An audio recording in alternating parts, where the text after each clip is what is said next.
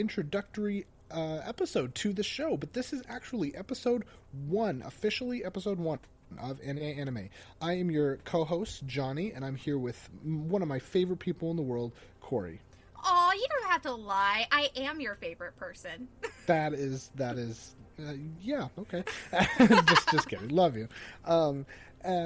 Yeah, I'm excited to have this going, and just being able to talk about anime shit, you know? Like this has been so long in the making. I'm so excited that we're here. Yeah, it's gonna be really good. I think it's gonna take a little bit for us to kind of find our own groove, but for now we're gonna kind of try to follow the Rocket Talk format that we've already established. So without further ado, let's start with Nerd News Now. We've got a couple articles here to talk about today. The first one being the season premieres of Demon Slayer and Attack on Titan, and Attack on Titan being its final season. So, Corie, why don't you take it away and tell us what all this means to you? So Demon Slayer is a current favorite among the anime community, at least on TikTok. That's where I spend most of my time. And I'm so excited to see where this goes. I still have to watch the show. I'll be completely honest, I still have to watch the show. But you can get a sweater that looks like the main characters at Target. So that's definitely pushing me to watch it.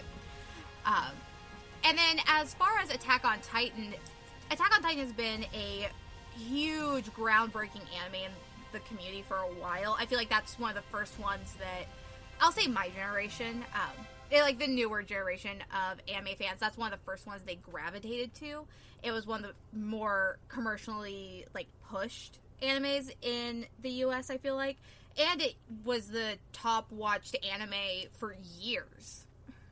So the fact that it's going into its final season is, like, a big deal.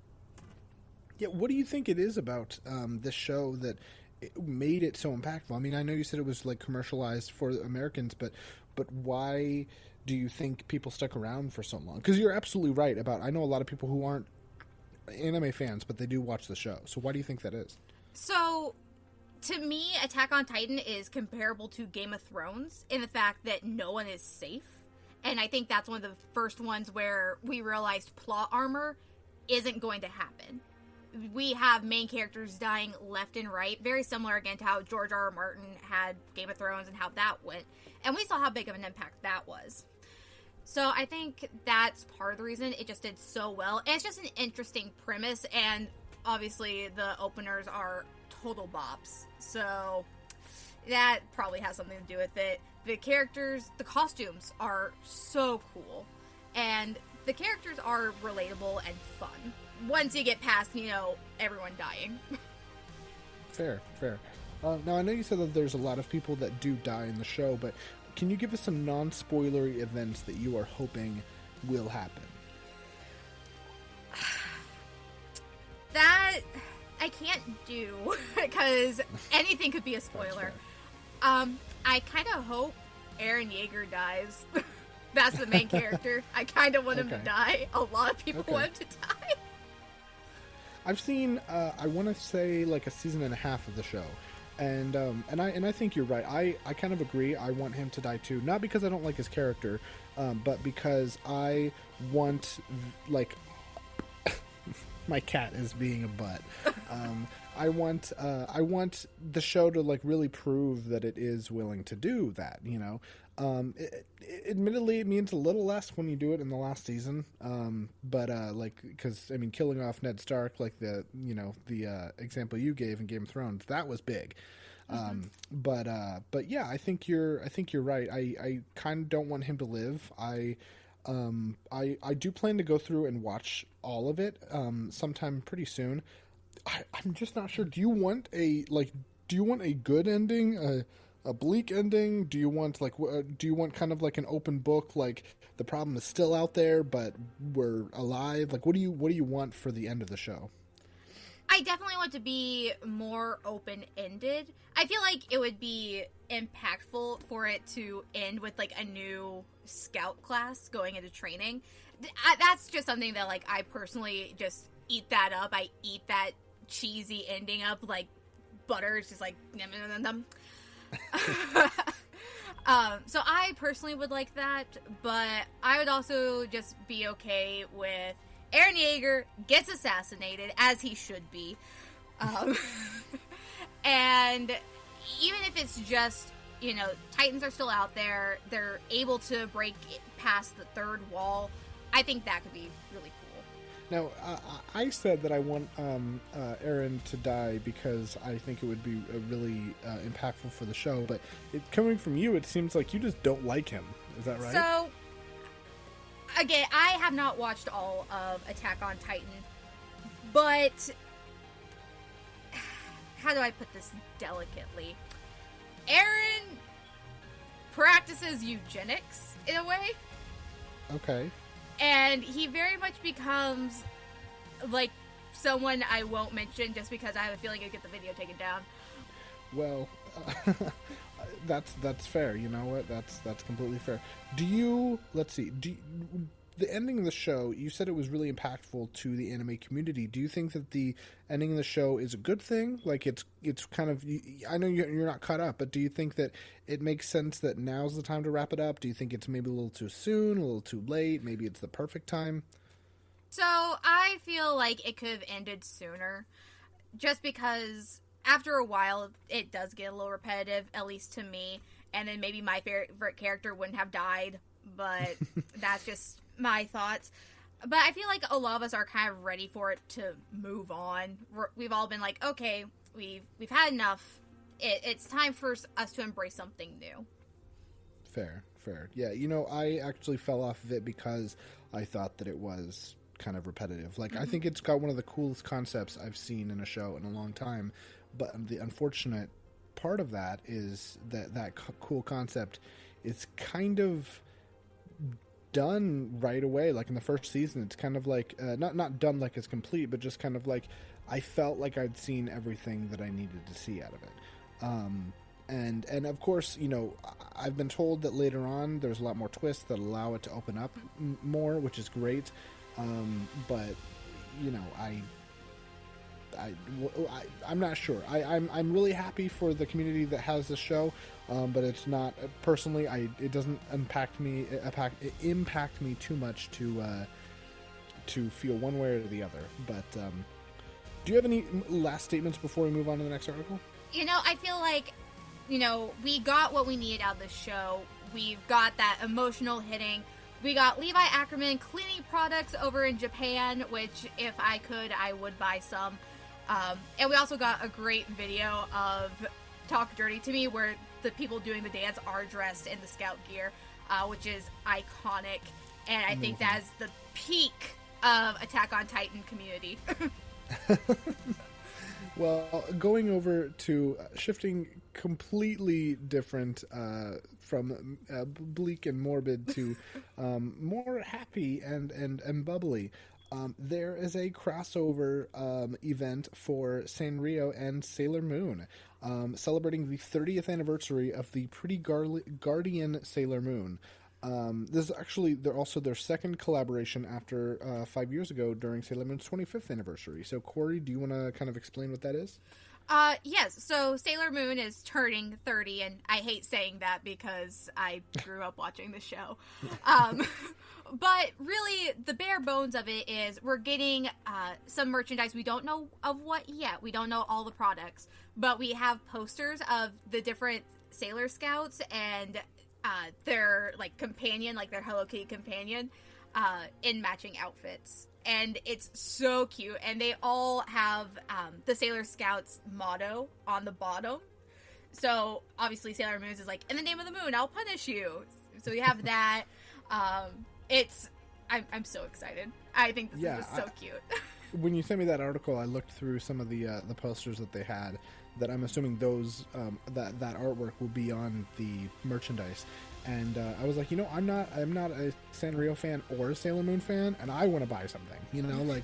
This is such a cute collab, and I know nothing about either set of characters, but I'm just this is cute and bubbly, and honestly, I'm a big fan. So, do you have a favorite from what you've seen so far? Okay, so my favorite Sailor Scout of all time is Sailor Jupiter. That's the green one, Johnny. Okay. Gotta break down the colors. She is my favorite. She is tough, but she's like so girly, and I love her so much. So I think the proportions on the bunny that she's paired with are a little odd. That's just my critique. But other than that, I will buy everything that has those two on it because I just love Sailor Jupiter so much. Amazing. And the artwork of this collab, like I said, is already revealed, but the merch will be sold later this summer. So, Corie, start saving up, and so you can buy all of the Sailor... Oh gosh, I already forgot which planet it was. Mercury? Jupiter. Jupiter, sorry. Yeah. Sailor Jupiter, all the Jupiter merch. But yeah, that's a really cute and bubbly announcement. Moving on to the next article, My Hero Academia Ultra Rumble is coming. It is a video game that's upcoming. It's a free-to-play 24-player... I almost said 24-hour. Corey's going to be playing it for 24 hours straight. It's a free-to-play 24-player battle royale. It's coming to the systems PS4, Xbox One, Switch, and PC. There's going to be an upcoming closed beta from February 2nd to the 6th. And there's a bunch of popular characters like Izuku, Bakugo, Ochako, Todoroki, All Might, and many more. I named the ones that I recognized, so... I would like to clarify that closed beta is only in Japan at the moment. Oh, okay. Yes. All right. Good. But what are your thoughts on this news? So, normally I am not a big Battle Royale game person. It's not my style. But since I have the other two My Hero games, obviously I'm getting this one. And any chance I get, because if they don't put Hawks in here, they're doing a massive injustice to the fandom. But even if they don't put in Hawks, I'm happy to play Toga, who is confirmed for the game. And I'm hoping they'll play similarly to the Switch games that they've already released, the One Justice and One Justice 2. I'm excited. I think this could be a lot of fun. I'm almost a little surprised they didn't do it as a mobile game as well. Yeah, I think you're right. Maybe it's just a little too big, but yeah, I personally, if it was, it is free to play and it's coming to Switch, so I'm probably going to try it out just so I can talk about it with you and on the show. Yeah. I think it's definitely losing some of an audience by not having it on mobile as well. Yeah, I think it'll be a fun game either way. I think it's just going to be a fun little thing for fans to do while we're waiting for the next season to come out, and when the manga eventually wraps up and we all have something to cry over. But I think this is just going to be a lot of fun, and it's interesting of which characters they did announce, because there are a few minor characters that aren't like huge fan favorites that I'm surprised made it in. Like who? So Mount Lady and Mr. Compress, I am surprised they got put in there. I personally like Mr. Compress, he's hot, but I'm surprised that they put him and Mount Lady when they're not in like the other two games. And there are definitely some more like fan favorite ones. Again, there's gonna be 24 or more characters to choose from. So, I don't know. That's just kind of my thought. I'm just a little surprised that they went with two lesser loved. Like, they're still loved. They're just not as, like Hawks, Batgum, All Might, Izuku, all of the rest of them. So, is your love for Hawks, I'm guessing that's not like a super unique thing. No, it's big not. Fandom. No. Okay. There's a lot of support. Yes. He is one of the few 2D men that I've told my boyfriend I will leave him for if they ever became real.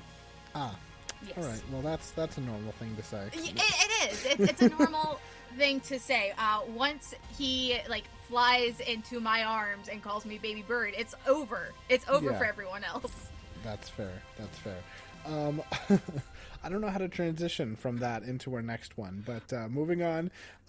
This is apparently the episode for crossovers, because the TV show, the anime Fruits Basket, is crossing over with, believe it or not, Japan's Red Cross.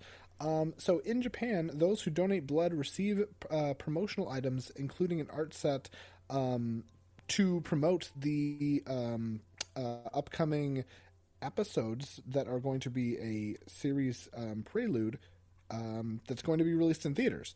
So it's both getting fans of the show to donate blood, and it's getting people who are donating blood to, I don't know, watch an anime, I guess.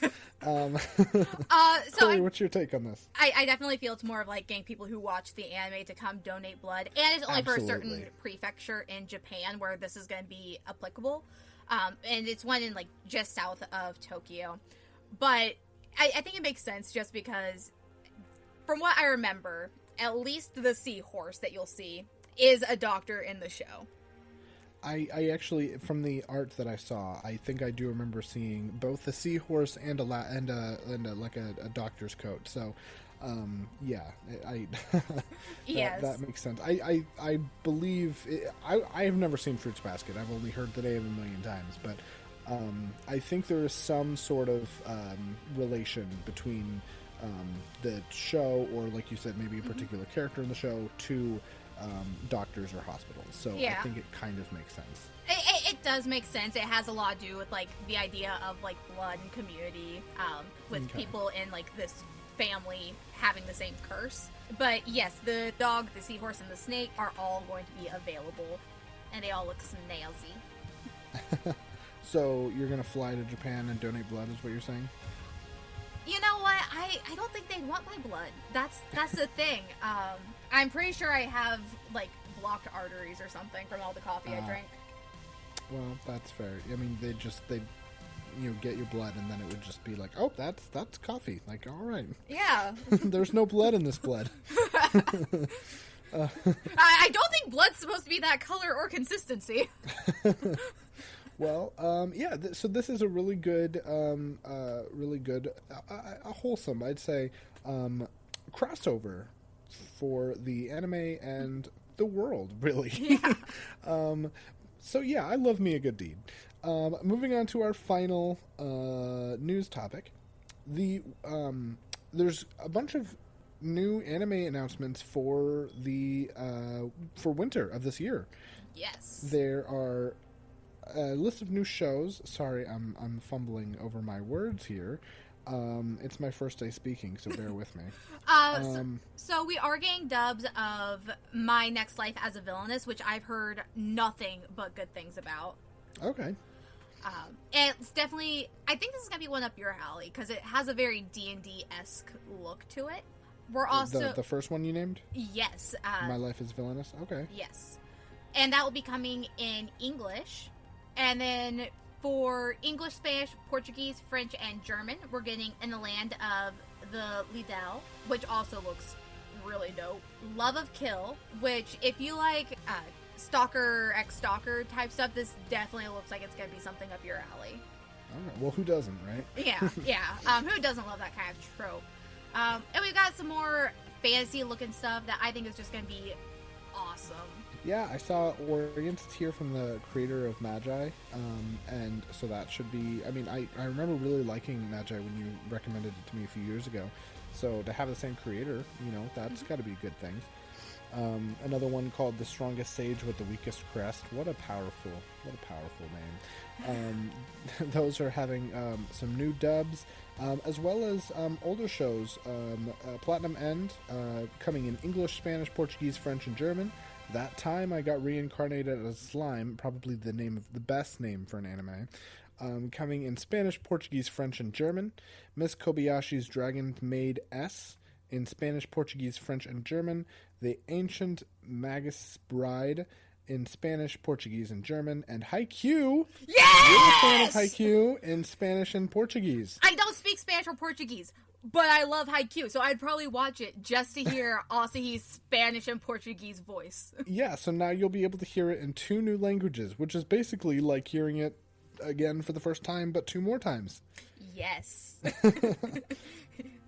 I love my wingless crows. Good. Do you have anything else to say about these new upcoming shows and dubs for the shows before we move on? So I definitely think you're going to be watching some of these later on down the road after I get a chance to kind of vet them for you and tell you what's worth your time. Good. Well, it's a good thing that we have a show that you can regularly suggest these to me. Yeah. Well, moving on. So any Rocket Talk listeners who are familiar with the segment called Luke's Lament, where Luke liked to ramble about something that he was very passionate about, we have a similar segment for our show, Anime Anime, called The Herzog's Howl. It is this. I'm going to leave the floor to Corie to open us up with a brand new topic that she is very passionate about. Herzog, what's the howl? Okay, so I like anime merch. I know that a lot of it is targeted towards a younger audience. But can we please get some not cheesy looking like t-shirts and stuff? Because I understand you want to put the characters on there because that's what's going to get people to recognize and be like, oh, I want that, I'm going to buy it. And there's a time and a place for that. You know, some t-shirts, it works, it's good. However, then you get like the overzealous people who will make an outfit from head to toe that is nothing but, like, not even cosplay. Like, cosplay is, like, completely different, but it'll be, like, a skirt with, like, the chibi characters of the show, and they'll wear that with, like, a matching shirt, which could be a look if it wasn't just so bad. Like, I would love some more, like, discreet or more casual looking outfits, or even just like sweatshirts or something that I can wear to family functions without my grandma being like, what are you wearing? Like, that is my big thing. So you want to wear things that makes your family less disappointed in you. I mean, they're never going to be not disappointed in me, but but less so. Or less outwardly so. Fair. Yeah, and I feel like, you know, it'd even be, like, a cooler way to be like, oh, like, I see you got that, and, like, another way for, like, anime fans to, like, come up to each other without just looking cringe. So what you're saying is you want there to be anime merchandise that is less bold and more like just subtle, like you can blend into a crowd. You don't have to stand out to show that you love a show. Yeah. So, and I mean, there are some out there. You have to go to, like, smaller owned businesses. But, like, one that I really like, it's, bringing up Hawk's, like, people have made shirts of Hawk's, like, bodysuit, or, like, his shirt, where it's, like, black with the gold. I think that is a creative way to be like, I like the show, I like the character, without it being so in your face. And that's something that you can wear outside of, like, conventions or anything like that. You can just wear that, and people would come up to you and be like, oh, I like the shirt, because it's a good shirt, not just because, you know, it has someone's, like, 2D face on it. So you actually, you're taking me back to when I was a child, because I thought there was one thing that I realized growing up, and it's that you don't always have to promote a show by having the name of the name of the series on it, or going in full cosplay, but it can be as simple as wearing the exact same shirt that a character wears. Yes. Because when I was in middle school, there was a kid who had I was a big Ben 10 fan, and there was a kid who had the white and black shirt that Ben 10 wore that was like Ben's shirt. And I was like so jealous, because I was like, that's so cool that, like, you know, you don't have to, like, you're not just like, oh, go watch the show. You're like, no, I am Ben 10. I have the Omnitrix. And and so, yes. Like, little me was like nerding out, because I was like, you know, that's so subtle, but it's so cool. It's such a good way to represent love for a series. Yeah. So I hear what you're saying. And I feel like there are so many shows where it could benefit from something like that, that I'm just surprised that more people don't take the opportunity to do that and to market towards a more mature audience, or people who just don't want to outwardly be like, I watch anime, because there is still a bit of a stigma, not as much as there used to be in the olden days, but there's still a little bit of like, really? You really watch Dragon Ball? Which, I mean, I will judge you if you watch Dragon Ball. No offense, fans, but not my tea. Yeah, no, this makes sense. I mean, I personally, I have like zero knowledge on fashion at all. Yes, I know. I wear a lot of solid color shirts, and I am perfectly fine with that. But I see what you're saying. Is that like I do think that for a lot of anime fans, they're not always about like being a blinding light to show. Oh, by the way, I'm a fan of anime. Sometimes they just want to like wear something they like without causing a ruckus. Mm-hmm. So yeah, I hear where you're coming from. What do you like? How do you think we can make this happen? Just you and me. How do we make this happen? So just start making our own stuff. Just start making our own casual like anime merch where it's like maybe like a small logo, like almost like the polo, like Ralph Lauren polo. Oh yeah. Thing. Okay. Like that would even be good. I would be okay with that. Like maybe like a pen? Yes. Yeah. Stuff like that. I feel like that would just be a great way. You can wear it to the office if you still go into an office. Like there are just so many opportunities for that. Yeah, absolutely. I think you're onto something. This is a genius of a first howl from you, but with many, many more to come. So thank you. I'm full of opinions. Good. Well, moving on to the final segment of our show is the recommendations. Well, we didn't mention it last time. We will be mentioning the upcoming recommendations at every episode. Mm-hmm. So for those who don't know, which is essentially everyone, except for you and I, yeah. Last recommendation for today was called Yuri on Ice. And first things first, this show slaps. Yeah. I love it. I think I was 10 minutes in where I was like, yep, this is vibing with me. I am already into it. It was so like, it was a little cheesy and I could definitely see the Corie in it, but it didn't bother me like it sometimes would. Like there were some times where like I would see like a character. I'm sorry, I'm getting ahead of myself. We should talk about, can you give the premise of the show? Gay ice skaters. That's the premise of the show. Gay ice skaters. I didn't see the gayness of it until the very end of the first episode. And then also the beginning of the second episode where one of the guys stands up naked out of the hot tub. And Victor. Yes. Yeah. And the main character, whose name I'm Yuri. Yuri. Yuri is enamored, I guess you could say. It doesn't outright, at least as far as I know, it doesn't outright say that like he's into Victor, but it's very heavily implied that that's the case. I know none of you can see Corey's face, but I certainly can, and it's making me think that maybe something else is going to happen going on. But let me just say, this is the most subtle it will be. Oh, really? Okay. Yes. Well, honestly, I know nothing about ice skating. I live in Minnesota, so I'm used to the cold. But I was so interested in like seeing his journey, Yuri's journey, right from the start. Like I was like, I don't know what it is. Like it's the writing, it's the animation, it's everything, it's the voice acting that was just like, this guy wants to be a really big ice skater and he needs help. And how is he going to do that? He's going to ask Victor for help.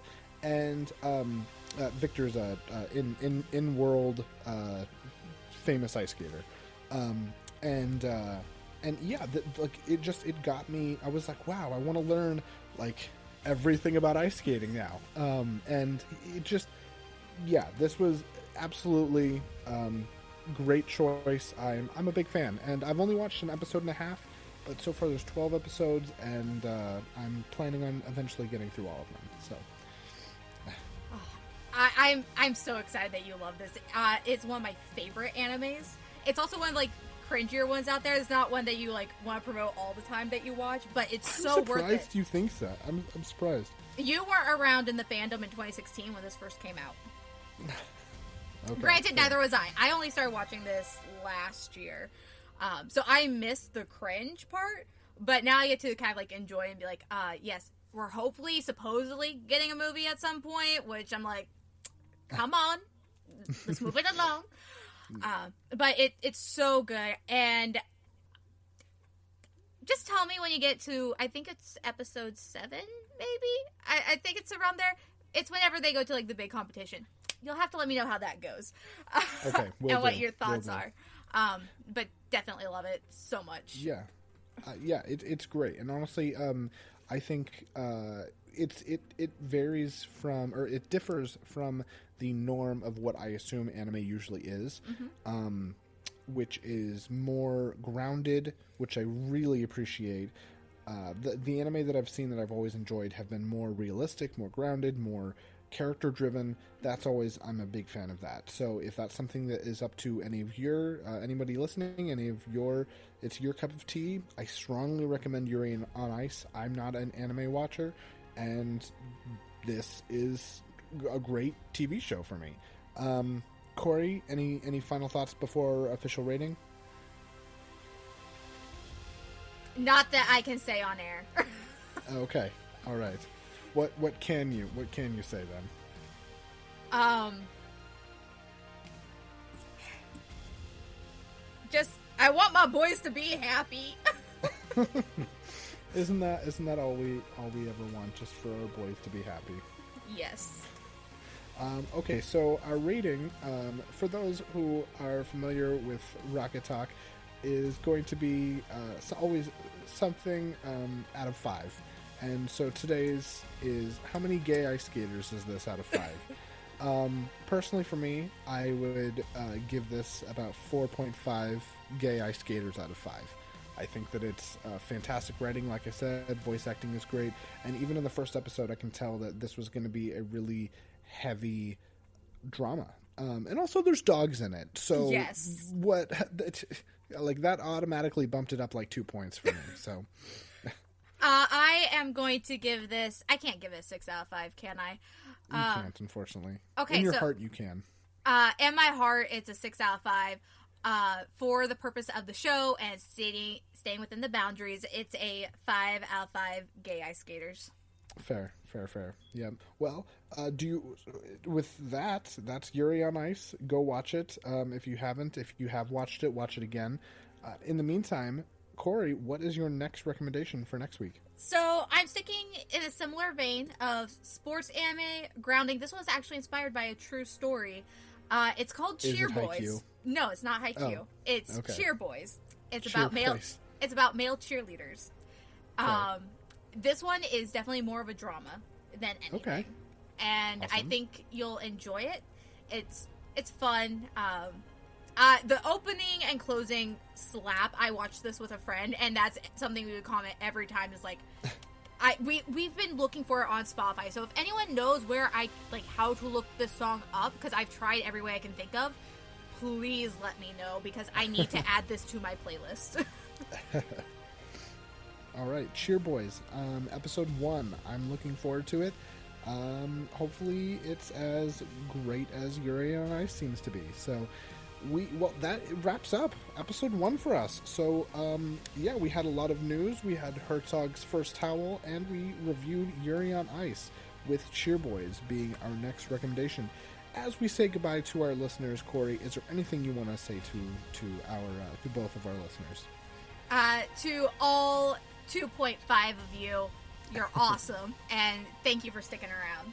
Yeah, absolutely. Well, this is, like I said, this has been episode 1. Thank you for tuning in, and we hope to have you hear us next week. Bye-bye. Bye.